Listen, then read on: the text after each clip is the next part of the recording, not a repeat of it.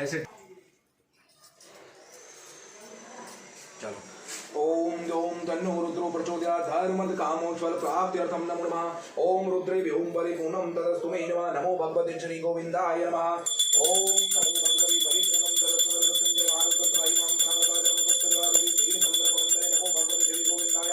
तन्नो रुद्रो प्रचोदयात् धर्मद कामोज्ज्वल प्राप्त्यर्थं नमः। परिपूर्णं परिपूर्णं परिपूर्णं या देवी सर्वभूतेषु शक्तिरूपेण संस्थिता नमस्तस्यै नमस्तस्यै नमस्तस्यै नमो नमः। या देवी सर्वभूतेषु लज्जारूपेण संस्थिता नमस्तस्यै नमस्तस्यै नमस्तस्यै नमो नमः। नमस्तुभ्यं नमस्तुभ्यं परिपूर्णं तदस्तु मे नमः। सर्वे तीर्थेभ्यो मस्ति नागेभ्यो सर्वे देवेभ्यो नमः। परिपूर्णं तदस्तु मे नमः।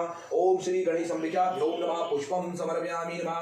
ओम नमो भगवते श्री गोविंदाय। तन्नो रुद्रो प्रचोदयात्। अब भगवान को मिठाई भी खिला दो, लो हाथ में पकड़ो, दूसरों का मत देना, ऐसे पकड़ना।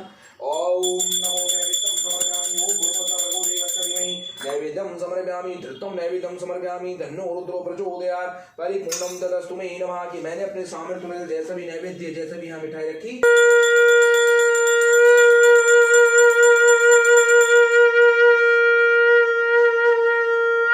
बोल सत्यनारायण भगवान की जय। रोज सुबह शाम शंख बजाया करो, फेफड़े मजबूत होते हैं इससे, शंख बजाने से सांस की प्रॉब्लम नहीं होती।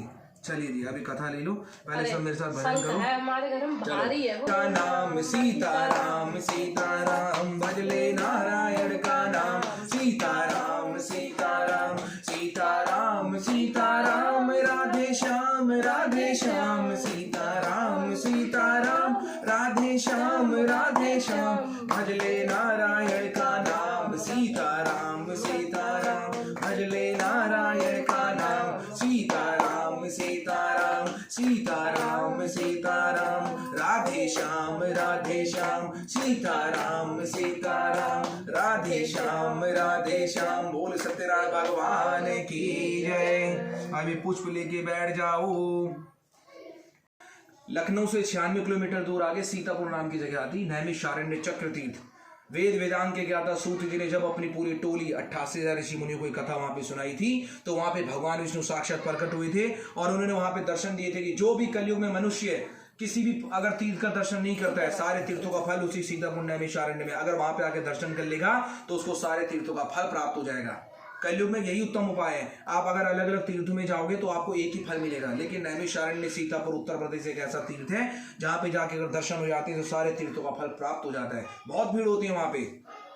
अब इस कथा में भी यही आता है कि एकदा नैमिषारण्ये ऋषिशो ने कहा प्रापुरुषे मुनि सर्वसूतम पुराणिकम खलु, कि आज से लाखों साल पहले, हजारों करोड़ साल पहले उसी चक्र तीर्थ नैमिषारण्य में सीतापुर उत्तर प्रदेश में 88,000 ऋषि मुनि इकट्ठे हुए। 88,000 ऋषि मुनि इकट्ठे हुए। देवता भी ऋषियों का रूप लेके आ गए, यमराज भी ऋषियों का रूप लेके आ गए। अब वहां पे इतने सारे फूल तो थे नहीं, किसी के हाथ में पुष्प आए, किसी के हाथ में पत्ते आ गए, किसी के हाथ में किसी के पत्ते आ गए, घास धूप सब उठा लिया।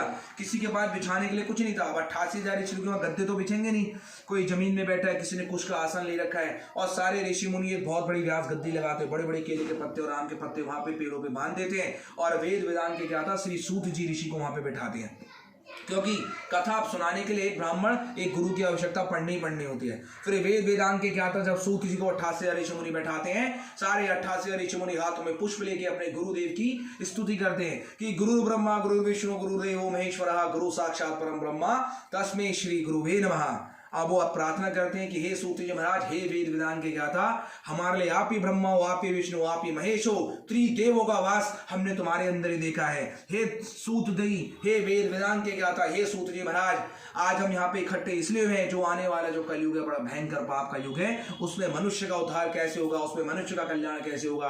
क्योंकि कलयुग में मनुष्य की उम्र ही बहुत कम है।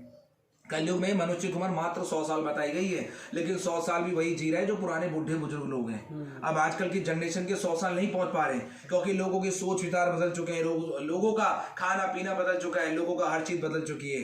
पहले के लोग, अगर आज से तुम 100 साल पीछे जाओगे, अड़ोस पड़ोस में देखो कभी होता था विश्वास लटकता था, एक पड़ोसी दूसरे पड़ोसी का घर खुला छोड़ के चला जाता था, कहता नहीं था यार मेरे घर में सोचिए दरवाजा खुला रहता था। जब विश्वास टूटता गया तो फिर ताले लग गए, और जब ताले से विश्वास भी टूट गया तो फिर कैमरे लग गए।